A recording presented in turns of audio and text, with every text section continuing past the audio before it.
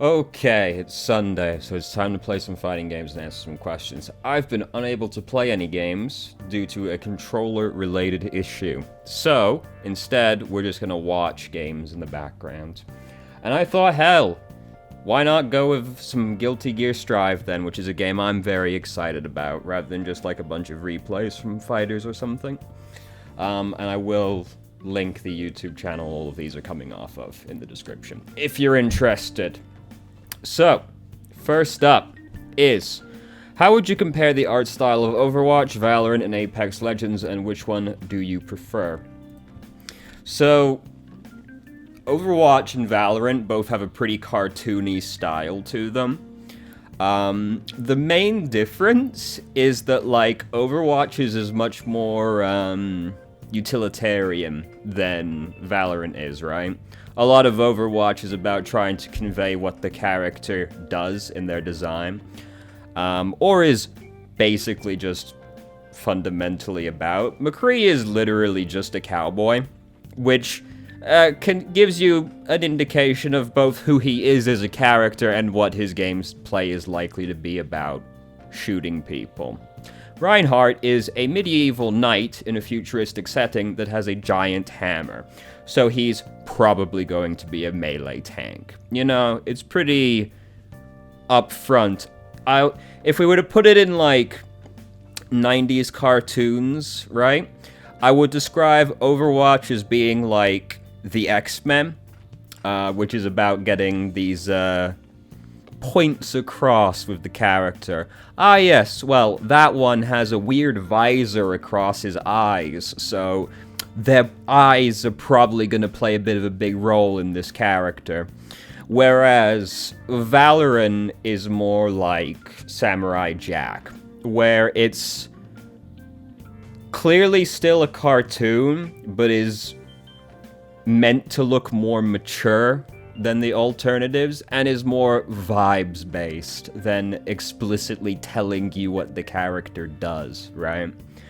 Valorant, character like Cypher, it doesn't tell you exactly what he does, because he just has kind of a spy aesthetic, which could go a few different ways. But, you know, broadly, kind of what he's gonna do, right? Like, he's clearly not gonna be a big initiator. Whereas someone like Jet, very wind-based aesthetic, not wearing any real body armor, probably mobility-based in some way, right? Doesn't tell you exactly what they do, just kind of conveys a bit of a vibe. And Apex Legends is garbage, and we can just throw it in the trash, pretty much. It's literally just a first-person shooter. The characters, there are like a couple of Apex Legends characters that have cool designs, and the vast majority of them are absolute garbage.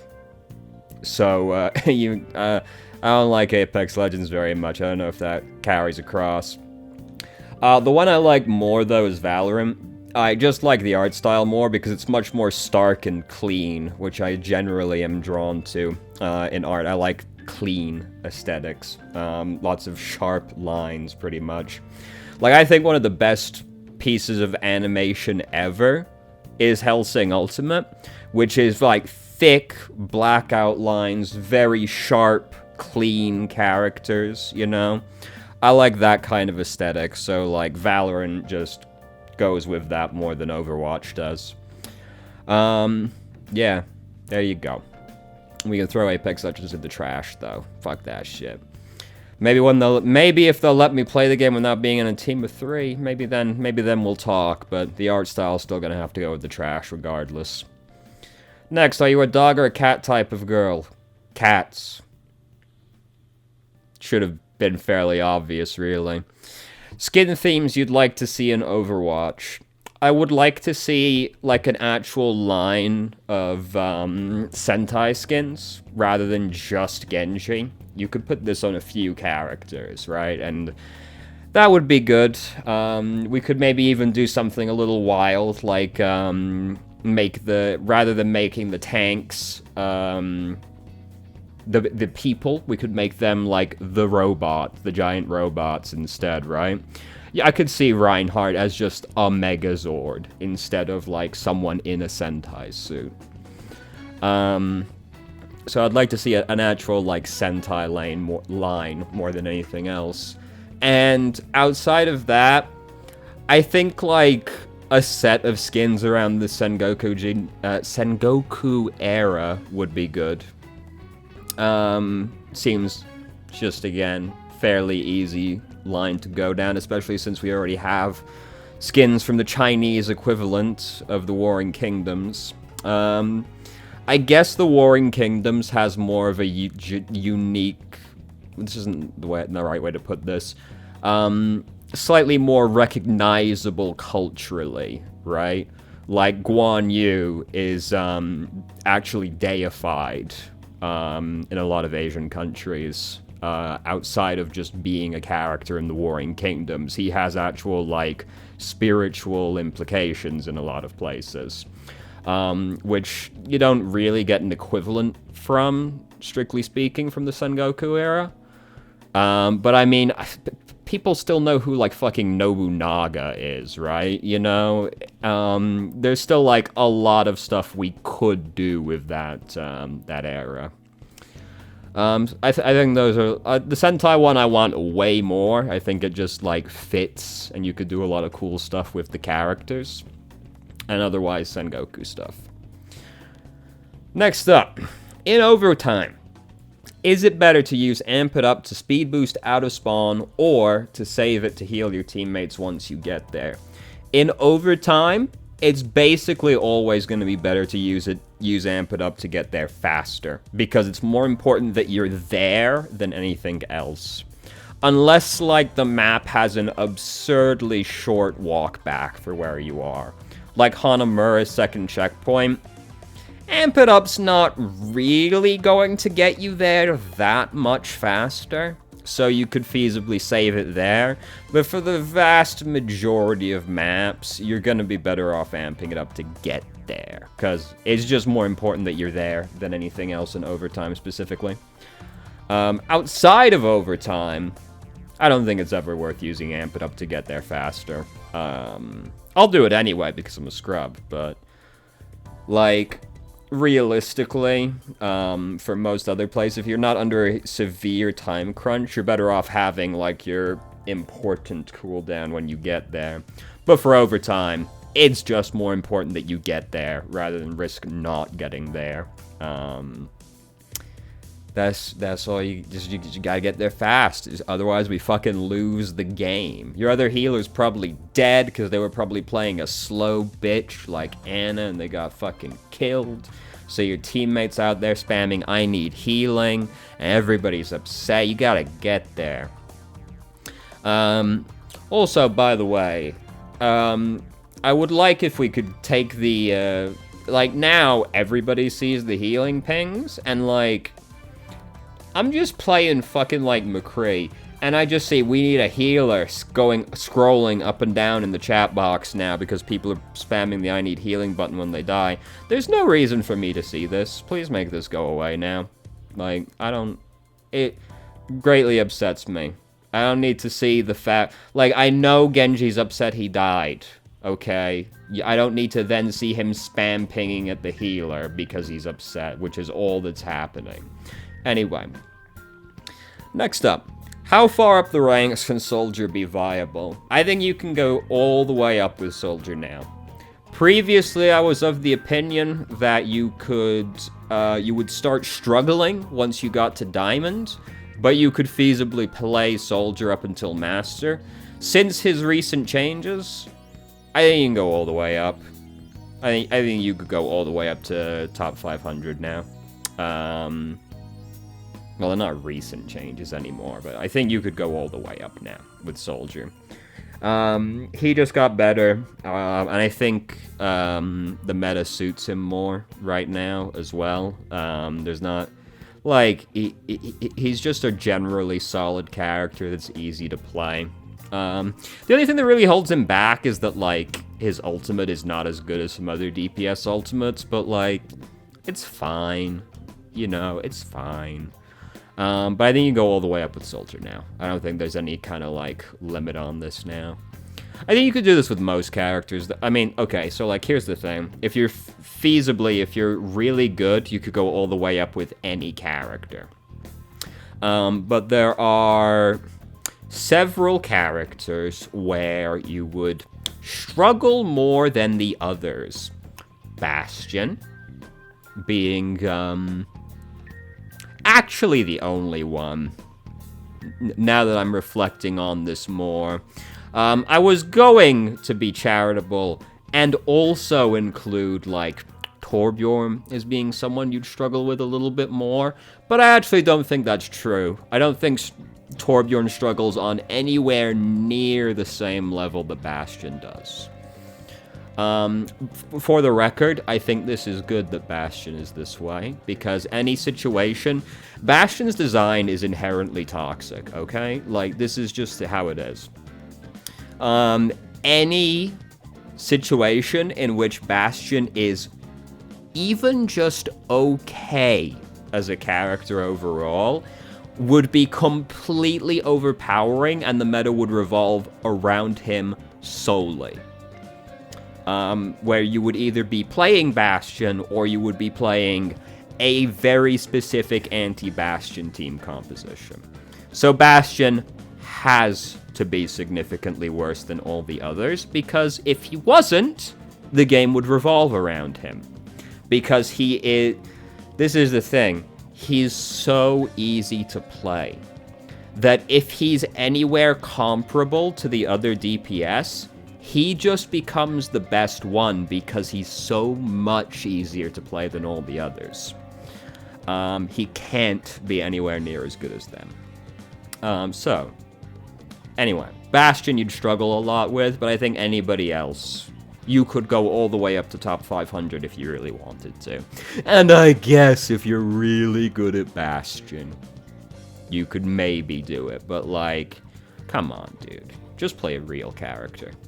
Rather than this fucking joke character that got misplaced somewhere along the way. Anyway. Next. What defines skill difference in Overwatch? This was really vague as a question, but basically what the person was asking was like, what's the main thing that differentiates like high-rank players from low-rank players? And broadly speaking, they make way less mistakes. They're just gonna survive a lot more than the lower-rank players. Like, if you took a GM player and you put him in a platinum game, realistically, the GM player should never die. Or almost never die, because they're obviously gonna die occasionally. Nobody's a fucking robot, right? But they'll die way less than anybody else, because they're just not putting themselves in such risky positions. Or if they are, they have a good reason for doing it. Whereas most people either don't know better, or they do, they're just gonna do it anyway. Because if it works, it'd be pretty fucking sick, right? It'd be pretty fucking sick. And then the other thing is they're just better at punishing people's mistakes. These are like the two big things. Is they mitigate risk really well, and they are also very good at punishing even small mistakes. Like, the difference between good positioning and bad positioning, it can often be a difference of, like, 2 feet. And a high-rank player is gonna actually punish you for being 2 feet out of position, as opposed to most people that won't even know you're out of position, and they'll just kind of let you get away with it. This is something you see a lot with, like, not the low ranks where people are just kind of doing whatever the fuck, but in the more sort of middling ranks, sort of around gold platinum area, people are less inclined to do risk. They sort of know that they should be doing less risky stuff. But this has the side effect of them tending to let people get away with things that realistically they shouldn't have been able to get away with. Like, somebody on the enemy team will go out of position, But they'll just kind of let that slide because they think it's too scary to go for it, pretty much. When, like, if a guy's out of position, fucking go for it. Fucking clap his cheeks. He's out of position. You shouldn't have been out of position, you fucking dumbass. And you're meant to go, and spank his little ass for it. But they kind of just let him get away with these things a lot of the time. Either because they're afraid or they just don't recognize that the person actually went out of position. And then, you know, even if they're too afraid, then they immediately, you know, the Reinhardt's like, alright, I'm gonna be the best player ever, I'm not gonna do any suicide charges, no sir. And that holds for, like, maybe half a fight. And, then he's going in. Shield's down to, like, 300 health. Oh, shit. If I can't hold the shield up, what am I gonna do? I gotta go fight. And what's the go fight button? That's the charge button, brother. We going in to fight right now. I'll point out for the games that are in the background, by the way, this is from the earlier beta.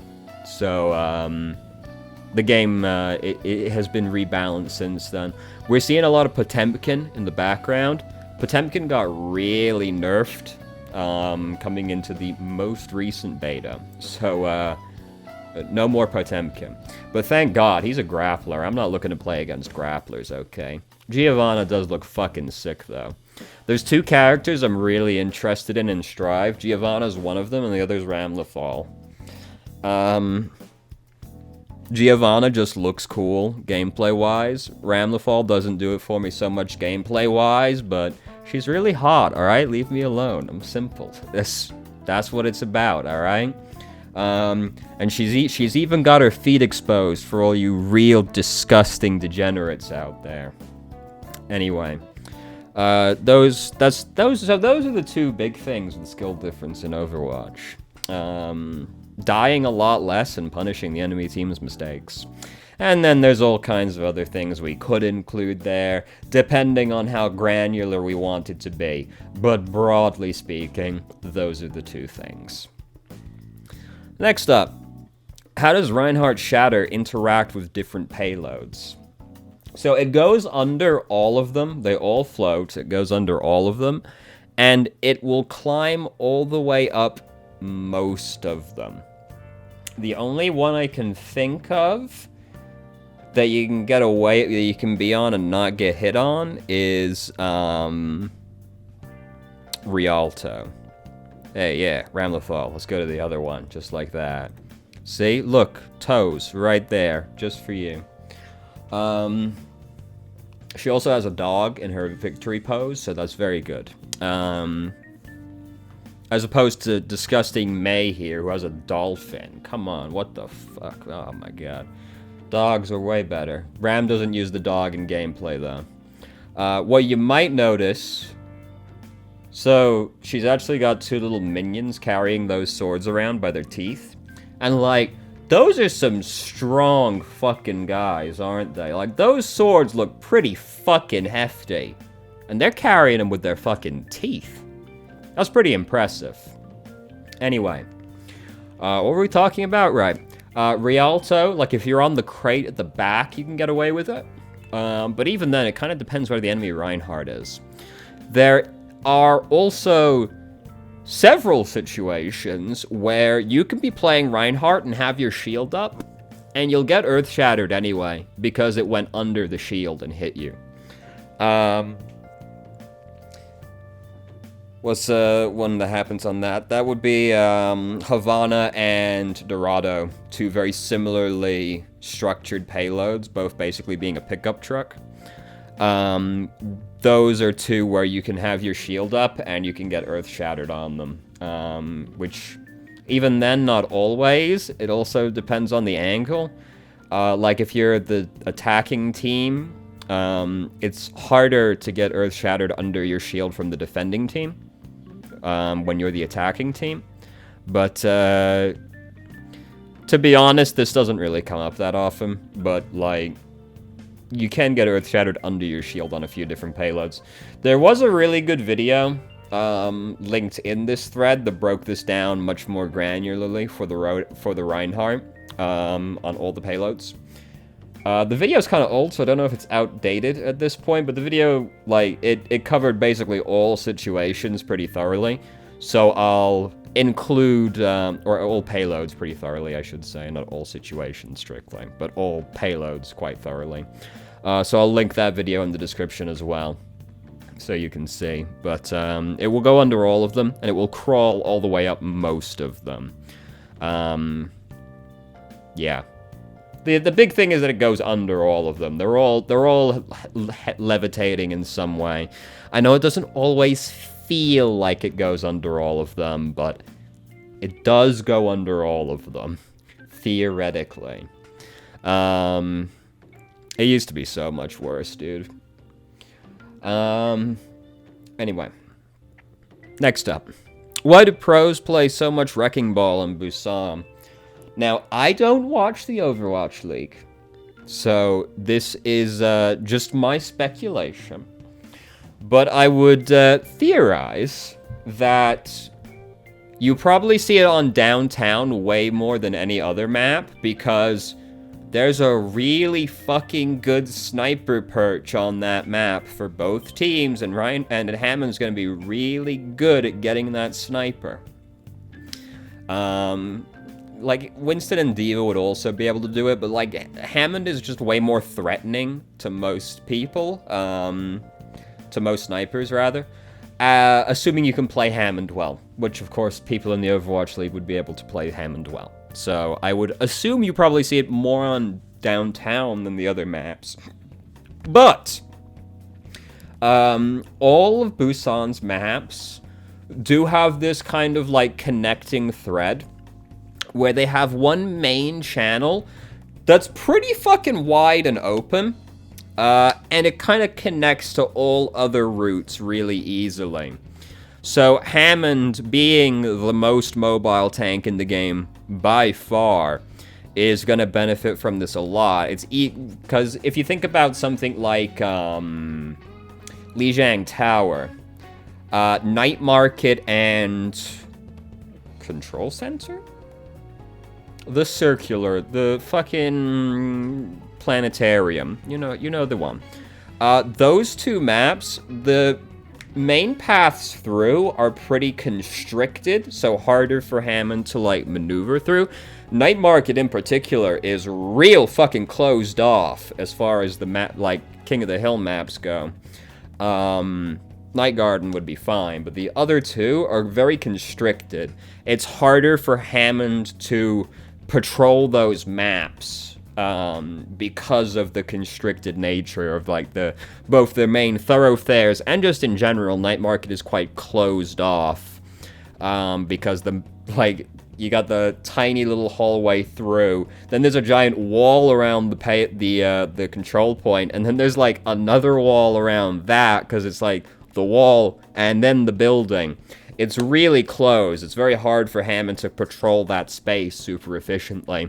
Busan, however, not so much. The sanctuary is massive and open, and has the one main thoroughfare that spokes off to the two different routes you can go.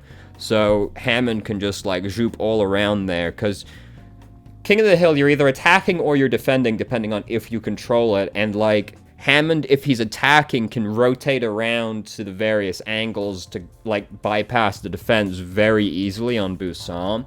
And if you're in the position where you're defending, it's very easy for him to patrol the flanks because, again, of just how interconnected the main space is.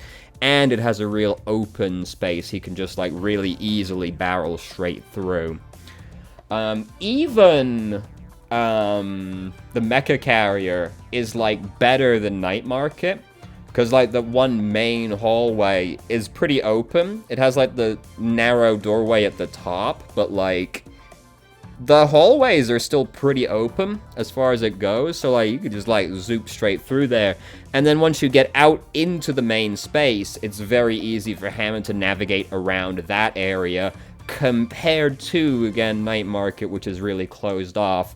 The main mecha carrier area that most of the fighting takes place in is open, and there's high ground to control on there as well, which Hammond has a lot of vertical mobility, very good for that kind of space. So I would assume those are the main reasons that Hammond has played a lot on Busan. Downtown has to be by far the most, because has the main thoroughfare and interconnectedness is true for that map as well.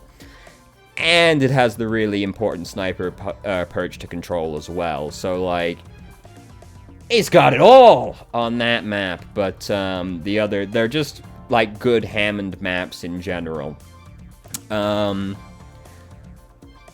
I do wonder if this was intentional design. Because since Overwatch came out, they've introduced a lot of characters with a lot more unique mobility, right? Because they've introduced Hammond and they've introduced Doomfist, Echo as well.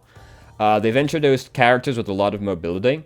So I wonder if this was a conscious attempt to make these maps play nicer with them compared to the old ones. Because obviously when they made Lijiang Tower, Hammond would have not even been a consideration. He was released so much later, they probably didn't know anything about his actual gameplay design yet by that point. But whereas Busan, we definitely know what Hammond is like now.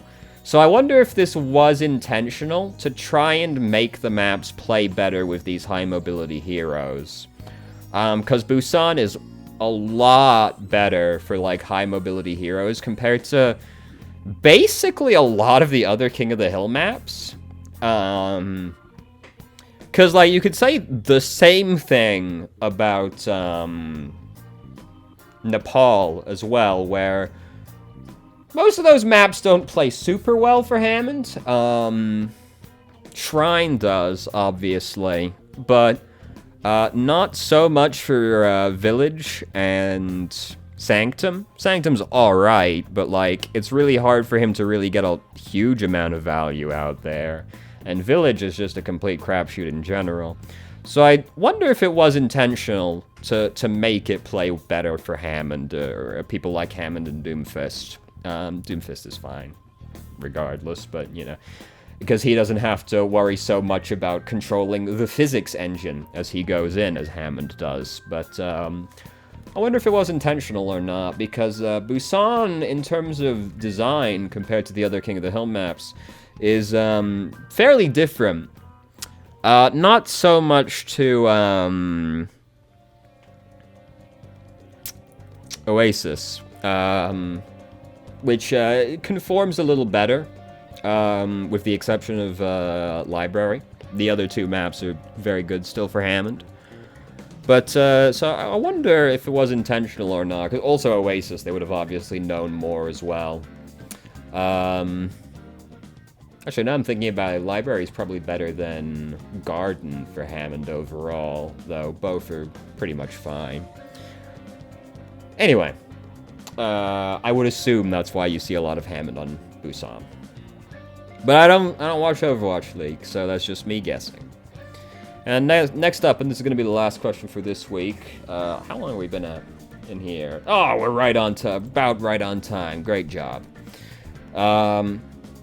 To improve as a Mercy, is it better to do too much and learn what not to do, or to do less and learn what I can afford to add? Now, this is obviously about Mercy, but I thought this was interesting in general, as just a thought exercise. Is it better to do too much and be like, alright, I should stop doing that? Or do too little and be like, I should start trying to do this?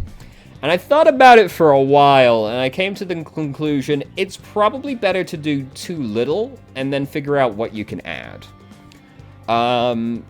Because I think it's very easy to get overloaded with worrying about too many things that you end up effectively doing nothing, because you're busy trying to spin all these plates in your head, when realistically you only need to spin a few at a time. But when you don't know what you should be worrying about, it can get really easy to get bogged down in trying to worry about too much. which is something I try to think about when I try to teach people, not overloading them with too much. Like, soldier players, animation canceling is pretty important in terms of, like, optimizing your gameplay, but it's not something I ever tell a lower-ranked player to worry about, because if you're only in, like, gold or lower, you got bigger things to worry about. You still need to figure out that high ground is overpowered, right? You've got more baseline things to worry about, and I don't want you to be worrying about, like, trying to animation cancel while you still don't actually know how to position properly yet, right? Like, it's way more important for you to figure that one out before you start trying to include this, like, micro-optimization. But then once you get to, like, platinum, most of these minor things have been, or major things, I should say, have been ironed out, right? Like, you broadly know where to stand, you know how to, like, use your ultimate effectively, you know how to get it, like, be efficient with all your cooldowns. Now you need to start including these more micro optimizations, like canceling your reload with your abilities on Soldier. So I think it's better to do too little and then try to add from there. Because it's mostly like a comfort thing, where I want you to try and get, like, comfortable doing the really important things so that just becomes muscle memory. And then you've got way more mental bandwidth now because you don't have to worry about just where you're standing anymore because now you just know that intuitively. So now you can start thinking about these more micro things. So if you pick up the game today and you start playing Mercy, you have my permission to just use the healing beam while you get used to playing the game. You don't have to worry about damage boosting at all while you're learning how to play the game. Because damage boosting is obviously a big part of playing Mercy, is where you get most of your value. But do you know what's more important than getting maximum value out of damage boost on Mercy? It's being alive in the first place. So while you're learning how to play the game, you're learning how to position, you're learning how to play against and with all of the heroes in the game. You're still learning what you got to be afraid of. Still got to learn how to use Valkyrie. You got to learn how to use GA. You got to learn how to use Res. These are more important baseline elements to get down. And then after that, and you gotta get used to just how much you heal as well, right? Like, you gotta know how much you actually heal for over time. So these are more important things to worry about than the damage boost. These are more important baseline things. Get this guy out of here. Axel bores the fuck out of me. Who we got in here that's more interesting? Kai is extremely not interesting. Let's not do that. Oh, it's got Faust. Let's do Faust, yeah. Alright, so, anyway. You gotta just learn how much you can heal. So, these are more important things than damage boosting because they're more base elements of your kit. And staying alive is extremely important for all supports. So, you should absolutely focus on those before how much you damage boost. Because you gotta be alive in the first place. So, you're still learning how to play the game? Just heal people. That's fine. Just heal them while you're learning how to play the game. It might even be your first-person shooter. That's true for a lot of people with Overwatch. They'd not played a first-person shooter before Overwatch. So you've got to learn how to just get comfortable moving in 3D space from the first-person perspective. This is an underappreciated element of getting good at all video games. You need to be comfortable moving your character around that space, which is something that's so obvious most people don't even think about it, right? But then you start trying to play a new game, and you realize how hard it can be to move in that space. When I was learning how to play fighting games, it was really hard to land and then immediately start dashing along the ground. Because that's just not a motion I've done in any other video game, really. Because you have to land and then double tap a direction to go. Which is not, like, what most games do as far as movement goes. It's way more precise in a fighting game as well. So it took me a lot of time to get used to just doing that, or to do an instant air dash, because that's kind of hard to do while you're learning how to play the game. Some people never learn how to do it. So I had to learn how to do that. And then once you get used to just moving in the space, you start worrying about other things.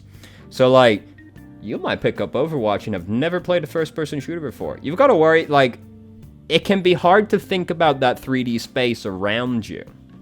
And then you got all the other stuff. Oh, fuck, where's the health kits? I got backup around this corner. I can't just turn and look at it, Anyway.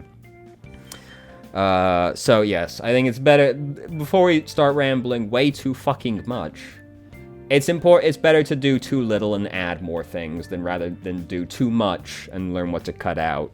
Because as well, like, if you don't know what's important or not, how do you even know to cut it out, right? I feel like that's harder to learn what's not important. Like, if you're doing, like, 10 different things, how do you know which is the one thing that's, like, you really need to cut that out? Whereas I feel like it's easier to look at something and go, that's lacking, rather than look at something and go, that's excessive. But that's just me. Your mileage may vary on that one, but that's what I think. So now you gotta wait for this game to end. It looks like Soul's just gonna clap the shit out of her, though. Did they play another round, or was that just it? We'll see, because, she didn't get a good show. No, we're going into Potemkin and Leo. Oh, I sleep. Anyway. So thank you very much for watching if you did. If you have any questions, feel free to ask. I'm more than happy to answer. We'll link both this channel for these other games on this channel as well. It's all fighting games, but, if you're interested, I'll link it in the description. I'll link the Reinhardt Earthshatter video in the description as well. If you got any questions you'd like to see answered on the show, please communicate them with your preferred method. Comment, email, Discord, smoke signals, anything will do. I started streaming on Twitch Friday, Saturday, Sunday, 8 p.m. EST to 11 EST. Not this week because I've had a fucking stomach bug. Such is life, but next week, I promise. If you managed to make it all the way through the video and still enjoyed it, please like the video and subscribe for more content of middling quality in the future, and I hope you found the video helpful.